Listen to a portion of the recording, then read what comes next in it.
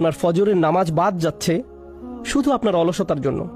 আপনার ক্রোধ এক ধরনের জাহালা, যখন আপনি আপনার পিতামাতার উপরে নিজের কণ্ঠকে উঁচু করেন। আপনার চোখের সামনে যখন কোনো খারাপ ছবি আসার পরেও আপনি টিভির চ্যানেল পাল্টাতে পারেন না, বুঝে নেবেন সেটাই জাহালা।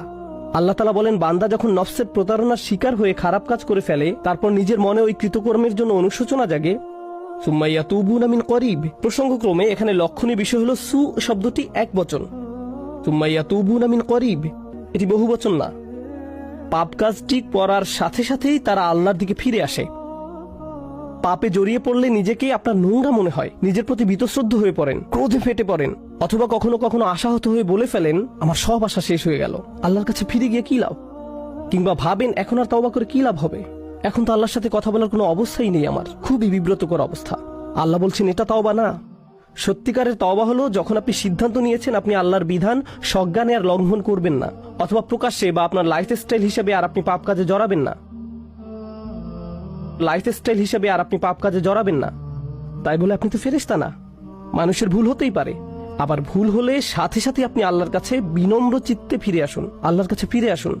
সুম্মা ইয়াতুবুনা মিন করিব। তারপর আল্লাহ বলেন, ফাউলাইকা ইয়াতুবুল্লাহু আলাইহিম, এবং তখন আল্লাহ আপনার দিকে ফিরে আসবেন এবং আপনার তওবা কবুল করবেন। আমার ও আপনার জন্য কথাটা অত্যন্ত গুরুত্বপূর্ণ। আমরা কখনো তওবা থেকে নিজেদের বিমুক্ত রাখতে পারবো না, কারণ আমরা কখনো গুনাহ থেকে মুক্ত হতে পারি না। প্রতিদিন আপনার জীবনে এমন কিছু ঘটবে যার জন্য আপনি অনুতপ্ত হবেন। মনে রাখবেন, সত্যিকার মুমিন তারাই যারা তাদের ভুলগুলো বুঝতে পারে। পাপ থেকে সর্বতরূপে বেঁচে থাকা অসম্ভব, কারণ খারাপ কিছু আমাদের সাথে যে কোনো সময় হতে পারে।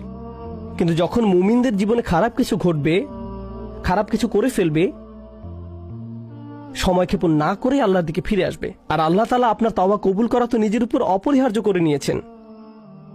ওয়া কানা আল্লাহু আলিমান হাকিমা। আর আল্লাহ হচ্ছেন সর্বজ্ঞ এবং পরম জ্ঞানী। আল্লাহ জানেন আপনি কি অবস্থায় আছেন। আপনারা জানেন, একজন অপরাধীর অপরাধ যখন বিচারকের সামনে উপস্থাপন করা হয়, তখন অপরাধী ব্যক্তি এবং তার পক্ষের উকিল বিভিন্নভাবে বিচারকের সহানুভূতি আকর্ষণের চেষ্টা করে। যেমন তারা বলে, আপনি জানেন যে মূল ঘটনা এমন ছিল না, অথবা মূল ব্যাপারটা শুনলে হয়তো আপনি আপনার সিদ্ধান্ত থেকে ফিরে আসবেন। কিন্তু আল্লাহ তাআলা আপনার সবকিছু জানেন, তিনি আলিম। আপনি আল্লাহ তাআলার চেয়ে উত্তম কৌশলী হতে পারবেন না, এবং তিনি জানেন আপনার অপরাধ ক্ষমার যোগ্য কি না। ওয়া কানা আল্লাহু আলিমান হাকিমা। আল্লাহ হচ্ছেন সর্বজ্ঞ, পরম জ্ঞানী। তাই আমি আল্লাহ তাআলার কাছে দোয়া করি, এই রমজানে তওবা করাটা যেন আমাদের অভ্যাসে পরিণত হয়। তওবা যেন আমরা নিয়মিতভাবে, সচেতনভাবে এবং সজ্ঞানে করি। মসজিদে সবাই যখন দোয়া করে আপনি তখনই শুধু তওবা করেন এমন না।